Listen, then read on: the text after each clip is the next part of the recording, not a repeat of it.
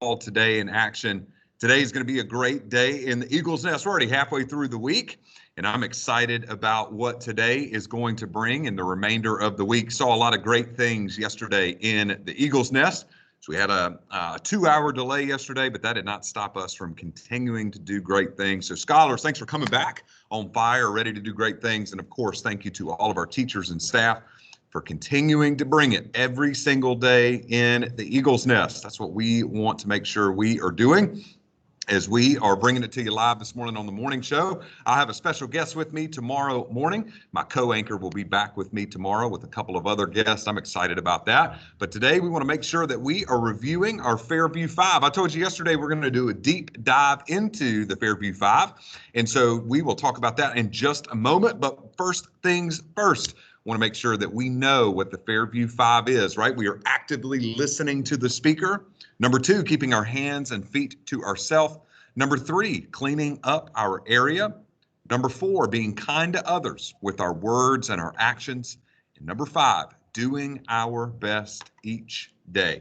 So those are the 5 things that hold us together and make us elite scholars here in the Eagles Nest. So looking forward to deep diving into each one of these for the remainder of this week and into next week, so we can continue to review the Fairview 5 and what makes us great here in the Eagles Nest. Hey, just a couple of reminders as we begin 2022.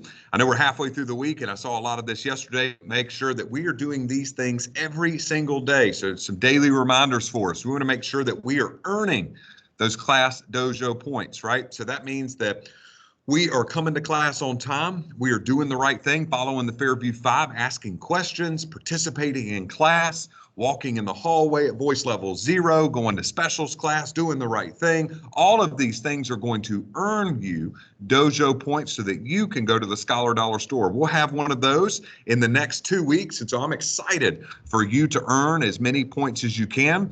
The goal for this first Scholar Dollar store of 2022 will be 70 points. So looking forward to you earning as many as you can, because the goal is going to be 70 points. Making sure you have enough to shop in the Scholar Dollar store. Also, make sure that your masks are being worn over your mouth and nose at all times. I'm in a room by myself right now, so I don't need to have one on right now while I'm doing announcements. But if there was somebody else in the room, I would clearly slide this on and have one over my mouth and nose at all times. So make sure that you have that for us. Right? We're not walking down the hallway without one on. We're not walking down the hallway like this. That doesn't really do us any good, right? So it's over our mouth and nose at all times. And also making sure that we can take that down, of course, while we're eating breakfast and lunch, and throw that right back up, especially right now during the winter time. Want to make sure that we're keeping ourselves healthy during this time. Also, wash your hands or sanitize them frequently, right? Make sure that we're doing that each and every day in the Eagles Nest. That's just a good thing to do regardless if we're in a pandemic or whatever it may be, right? You want to make sure that you're always washing your hands. That helps keep sickness down throughout the entire year. So that's always a good thing to do. And wear your one card each and every day. If you don't have a one card showcased right now around your neck, that means you need to get it, right? If you don't have one, you need to tell your teacher so that we can get you one, so that you have your one card each and every day in the Eagles Nest. All right, last couple minutes of announcements. We want to talk about the Fairview 5, but I want to highlight the first one, the first expectation of the Fairview 5. So there's the rock.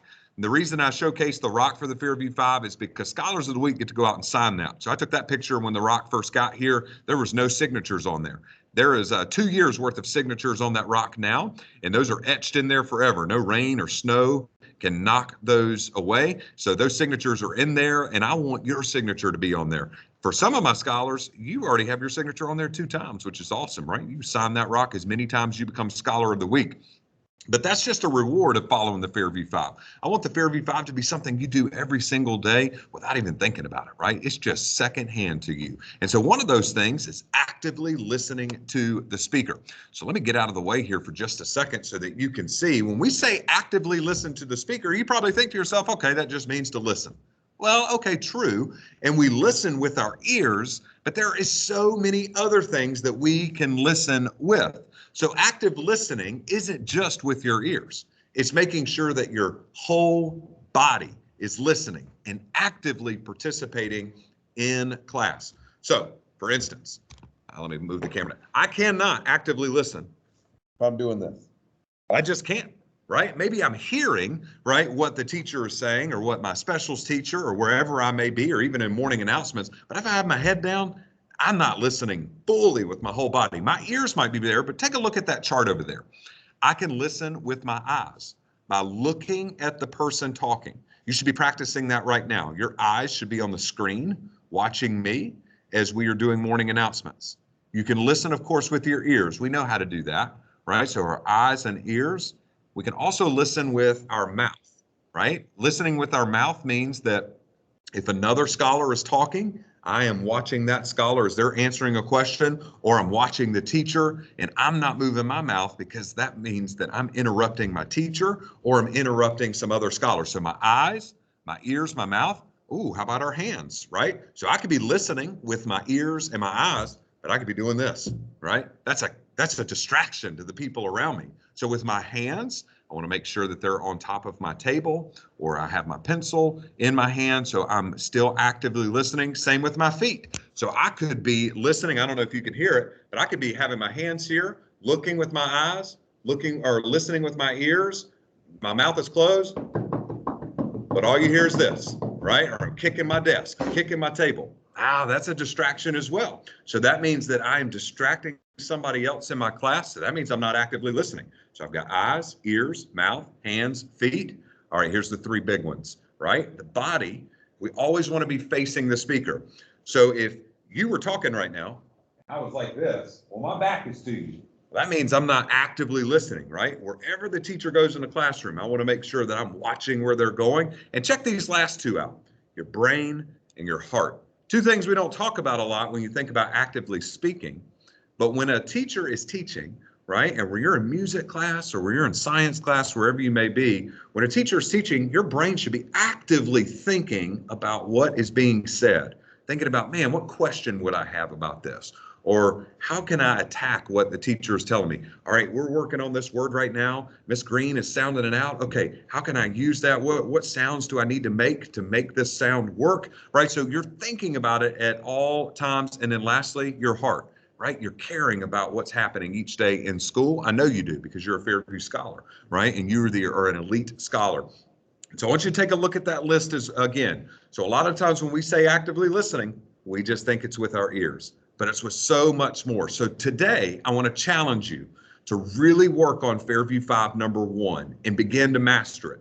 So when your teachers are teaching today, give them more than just your ears. Give them your eyes, your mouth, your hands, your feet, your body, your brain, and your heart. I'm going to challenge you with that today, and I'm looking for that when I come into classrooms today to see you participating in whole body actively listening. It's a hard thing to do, but guess what? I would not challenge you to do it if I didn't think you could do it. So I'm excited to see it today in the Eagle's Nest. So build one day at a time of that healthy habit of making sure that your whole body listening. If you do it today and tomorrow and Friday and Monday and Tuesday, it becomes a habit and it becomes something that you just do. So looking forward to seeing that today. Looking forward to seeing you in action today. I hope that you have a fantastic day. It's 7:38. It's time to get after it today. Looking forward to seeing you a little bit later throughout the day as your whole body listening, following the rest of the Fairview 5, and remembering to be great because you are great. Have an excellent Wednesday.